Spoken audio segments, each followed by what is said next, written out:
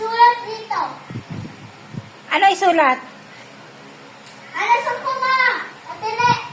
Panami. Ano sa kuma? Ito. Anong gagawin dyan? So, ano sa kuma? 3, 100, and then, ito.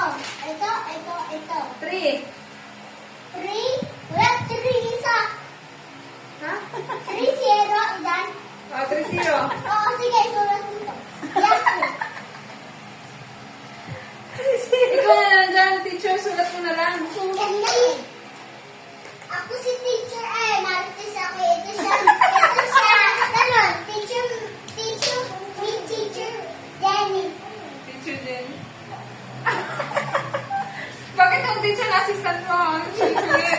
Kasi yan, di ba ng paladan, teacher? Ano ka ba?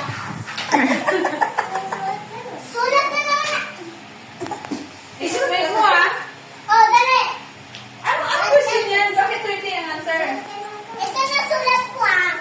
Hindi makakalala dito eh. Kasi ito na. Bakit mo yan? Oh, may sa likod. 3 muna, tapos 0 sa likod. Ha? Saan mo isusulat? Dito. Bakit? Ayan ang answer. Tapos Kasi? dami pa sa mute natin. Isusulat ko lang yan. Check mo rin. Oh, tama. Oh, sulat mo na. Dali na. Bakit nga 30? Ito, 12 equals 30? Bakit 12 equals 30? Kasi, tama ka eh. Ito nga. Si 3 muna. 3. Sana ko tapos 0. Oh.